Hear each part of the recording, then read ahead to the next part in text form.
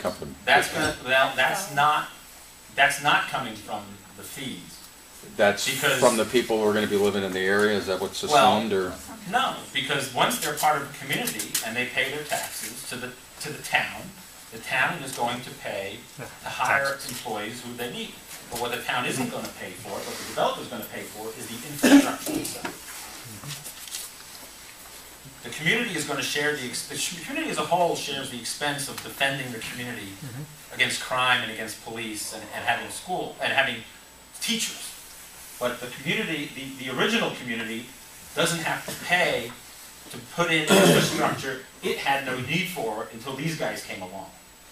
So it's about paying for the infrastructure. Fees pay for the infrastructure, not for staff. no, I mean I get that. I just am curious if they don't sell the apartments, then I guess they don't have to staff up either. Well, you don't have to staff it. Yeah. So here's what they did. They said, you build here, no problem. You build in the gray areas, $27,000 per unit is what it's going to cost. And they did studies. They didn't come up with a number out of the law. They did studies. It's $27,000 per unit to do this.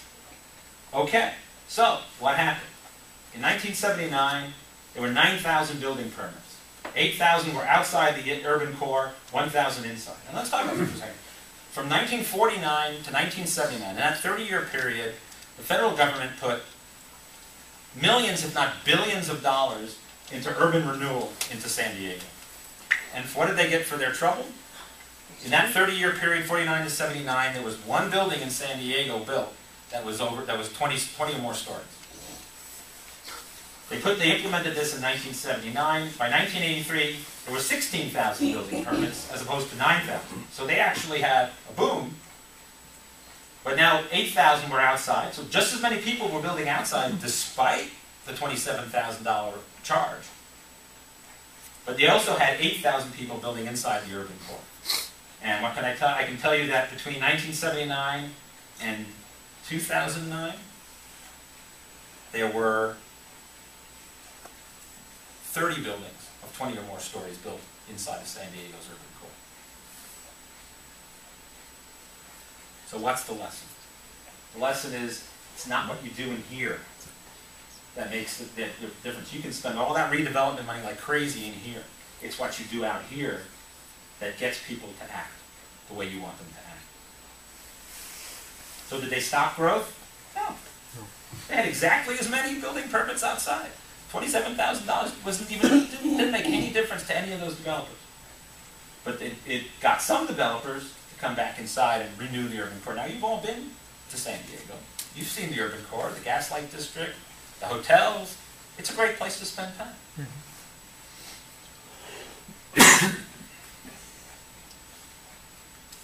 Okay, so preserving open space, farmland, natural beauty, and critical environmental areas.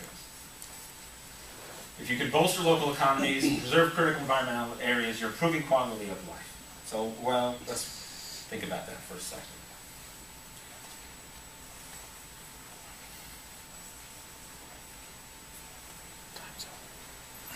Yeah, am I killing you guys? Okay, so how do we do some of these things? So agricultural regulatory system. You give property tax treatment. The state of California is giving preferential property tax treatment to farmland for decades. If you promise to keep your farmland, you can exempt yourself from California property taxes in 10-year increments. And every 10 years you have to renew or decide to drop out. Actually, I think it renews you automatically unless you drop out.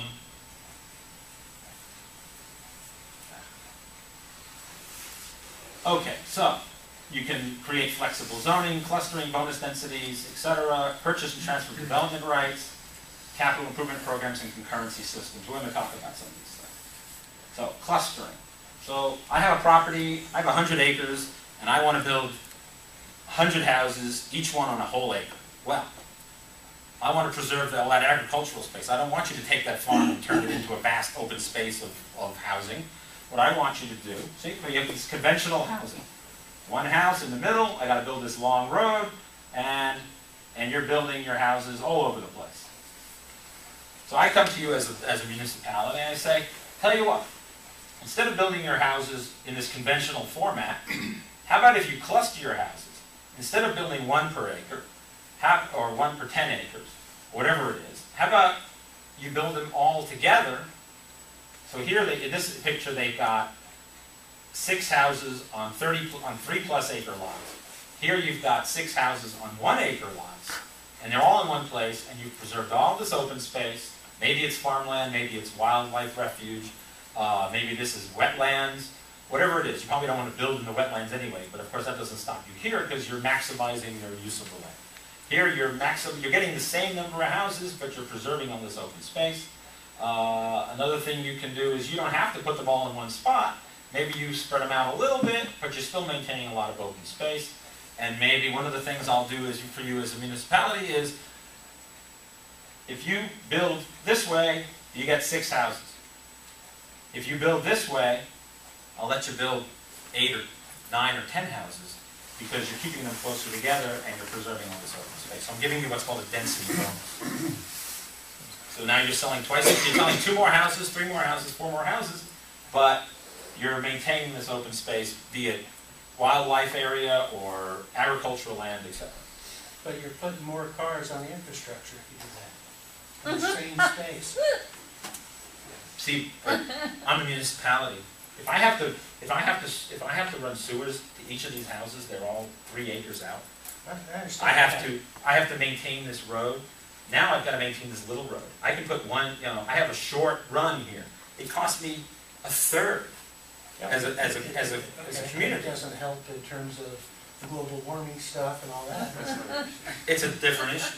We're talking about 2 different things, and you're right. Okay. You have just as many cars, but we're not. This is more of a rural issue. Where's the airstrip? So you're going to have cars, or you're going to have some kind of public transportation, but you're not going to have an inner core where you're having a small walkable community. It's just not going to exist unless you're building inside of a town. But if you're building out on what's farmland now, I'd rather you build it this way than you build it this way. This is a lot cheaper for me to maintain over the long haul, and it's going to be just, it won't be any more cars. It may be a couple more Well, cars. if you put the bonus density out.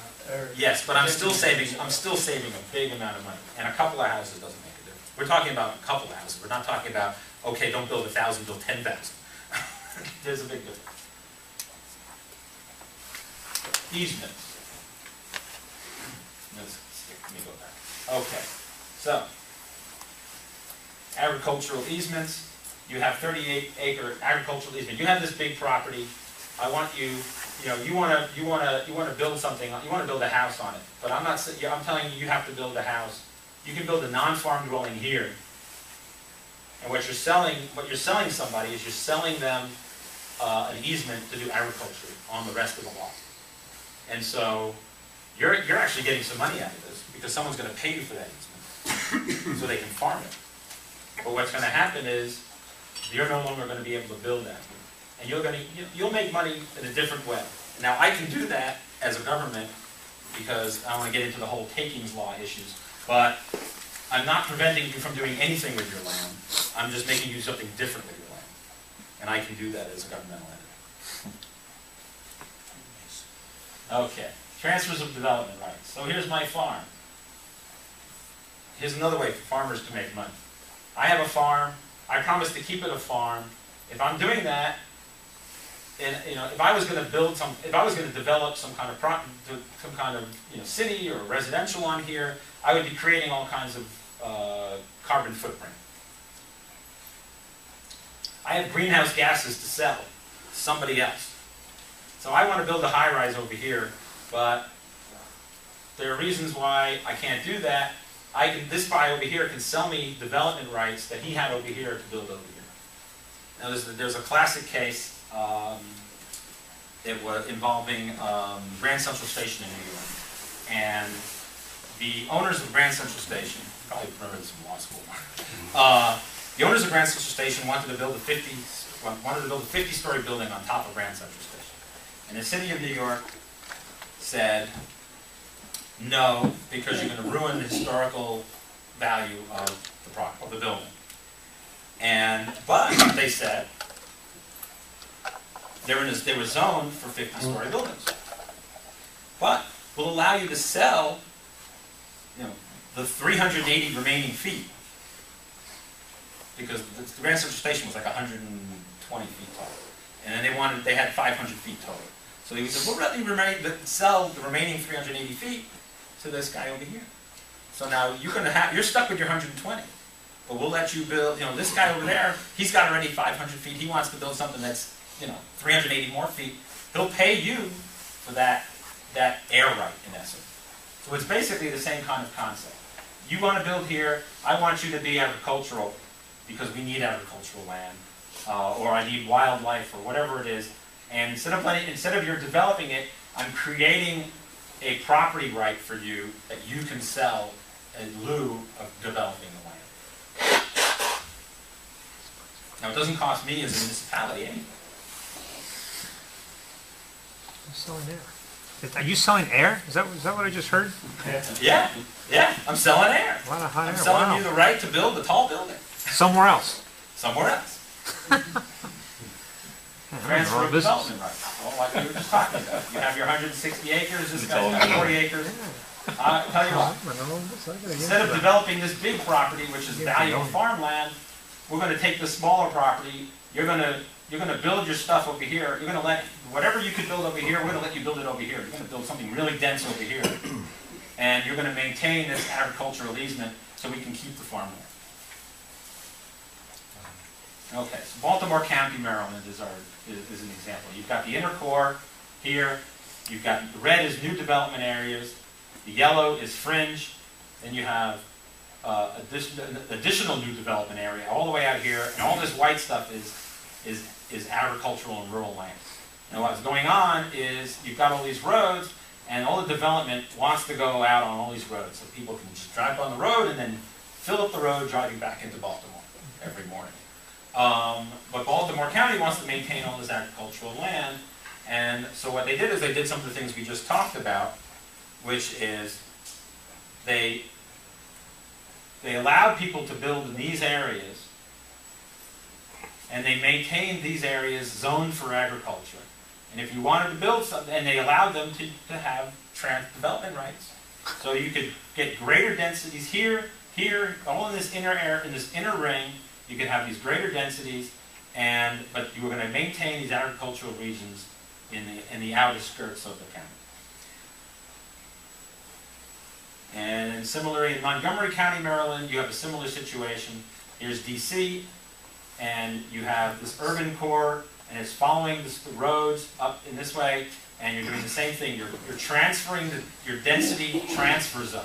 If you had property out here, we want it to stay rural. We will allow you to sell density that you can't build here into the inner areas, into the red areas. So you're basically saying you can't build here, but we're giving you the buildings that you would have built. We're letting you build. You're letting you sell the rights to those in the inner core, which is smart growth because you're maintaining your denser areas. You're maintaining your inner growth, your inner core, and you're also maintaining agriculture in wild areas.